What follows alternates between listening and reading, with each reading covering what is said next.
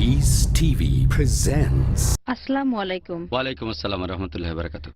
আমি আপনার কাছে একটি আদর্শ ইসলামিক বিয়ে সম্পর্কে জানতে চাই। বোন জানতে চাইলেন একটি আদর্শ ইসলামিক বিয়ে আদর্শ সম্পর্কে। ইসলামিক বিয়ে, হ্যাঁ। আদর্শ ইসলামিক বিয়ে, স্বামী স্ত্রী দুজনেই যদি আদর্শ মুসলিম হয় তাহলে ইনশাআল্লাহ সেই বিয়েটা আদর্শ হবে। এটা এক নম্বর শর্ত। হবু স্বামী এবং স্ত্রী তারা দুজনেই যদি আদর্শ মুসলিম হয় আলহামদুলিল্লাহ অটোমেটিক্যালি বিয়েটা আদর্শ হবে। আর এটা বাদে আমাদের নবীজি সাল্লাল্লাহু আলাইহি সাল্লাম বলেছেন যে শ্রেষ্ঠ বিয়ে সেটা যেখানে খরচ সবচেয়ে কম। খুব বেশি জাঁকজমক করবেন না। এখানে আমি উৎসবের কথা বলছি, সেখানে আমাদের অনেকেই খুব বেশি জাঁকজমক করে। আমি বলবো বিয়ের যে উৎসব করবেন সেটা ইসলামিক হবে। মানুষজন সাধারণত এটা বলে যে অনুষ্ঠানে কেমন জাঁকজমক করব, কি খাবার খাওয়াবো, কেমন ডেকোরেশন করব। এজন্য বিয়ের প্রস্তুতি নিতে অনেক সময় 1 বছরও লেগে যায়।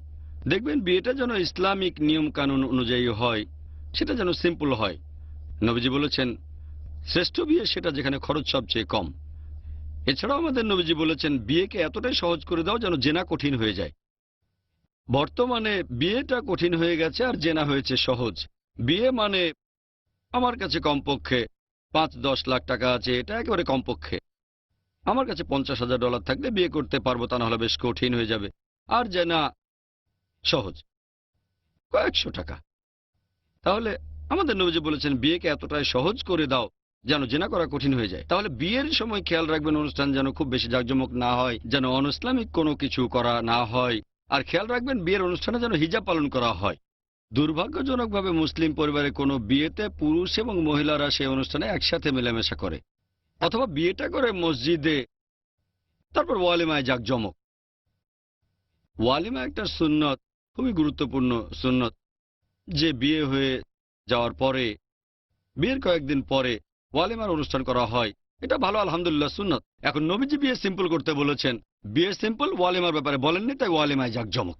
বড় কোনো একটা জায়গায় একেবারে বিশাল ডেকোরেশন, 50 লাখ 1 কোটি টাকা খরচ করে। তাহলে একটা আদর্শ ইসলামিক বিয়ের কথা যদি বলেন, হবু স্বামী স্ত্রীকে ইসলামিক হওয়ার পাশাপাশি পরিবেশও হবে ইসলামিক। পুরুষ মহিলা একসাথে মেলামেশা করবে না। অনুষ্ঠানের রিসেপশনে মহিলাদের জন্য আলাদা ব্যবস্থা করবেন, পুরুষদের জন্য আলাদা। অনেক জায়গায় মহিলাদের জন্য আলাদা রিসেপশন, পুরুষদের জন্য আলাদা, কিন্তু স্টেজ কমন। এর কোনো মানেই হয় না। রিসেপশন আলাদা, স্টেজ কমন। একটা লোক দেখানো, আমি কত সুন্দর একটা মেয়েকে বিয়ে করছি, সবাই কাছে এসে বলবে হ্যালো কি খবর। এমন করলে ইসলামিক হবে না। সেটা হিজাব অবশ্যই পালন করতে হবে। তাই খেয়াল রাখবেন সবাই যেন হিজাব মেনে চলে। মহিলারা নতুন বউ দেখুক, সমস্যা নেই। পুরুষরা বরকে দেখুক, সমস্যা নেই। পুরুষরা অন্য পুরুষদের দেখুক, তাতেও সমস্যা নেই। অনেক জায়গায় দেখবেন রিসেপশন আর স্টেজ দুটোই আলাদা, কিন্তু খাওয়ার সময় পুরুষ ওয়েটাররা চলে যাচ্ছে মহিলাদের টেবিলের কাছে। এটাও খেয়াল রাখবেন হিজাব যেন পুরোপুরি পালন করা হয়। এই ব্যাপারটা নিয়ে আগেও আলোচনা করে নিতে পারেন। আপনি বলতে পারেন প্রশ্নগুলো কি হবে। আমি বলবো কোন লেভেলের ইন্টারভিউ, প্রথম, দ্বিতীয় না তৃতীয়। ফাইনাল স্টেজ হলে আলোচনা করতে পারেন যে বিয়ের অনুষ্ঠান কেমন হবে, কিভাবে ইসলামিক নিয়ম কানুন মানা হবে।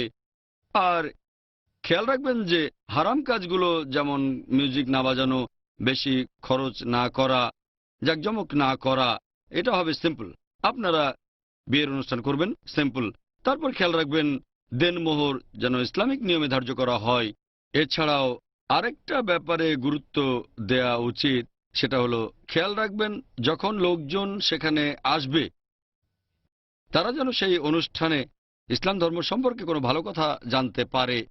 এভাবে অন্য মানুষকে উৎসাহিত করবেন তারা যেন ইসলামিক নিয়মগুলো মানেন, শুধু কালচার নিয়ে না থাকেন। ধরেন একজন ব্যবসায়ী তার ব্যবসার চুক্তি করবেন যে আমি তো ব্যবসায়ী, ব্যবসা চুক্তি করতে হবে, তাই জাঁকজমক করতে হবে।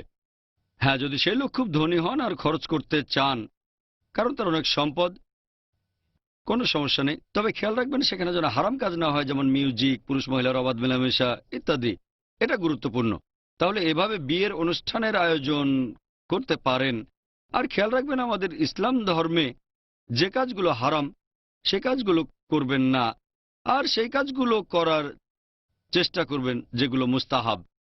সিম্পল করবেন। 10-12 লাখ টাকা খরচ না করে দান করতে পারেন, অথবা সেই টাকা আপনি আল্লাহর পথে খরচ করে দিতে পারেন। ইনশাল্লাহ আপনি জীবনে আরো সফল হবেন। যদি আল্লাহ আপনাকে দিয়ে থাকেন আর তার পথে খরচ করে থাকেন, তাহলে ইনশাল্লাহ এতে উপকার হবে আপনার দাম্পত্য জীবনেও, সব দিক থেকেই আপনি উপকার পাবেন। আশা করি উত্তরটা পেয়েছেন। Peace TV presents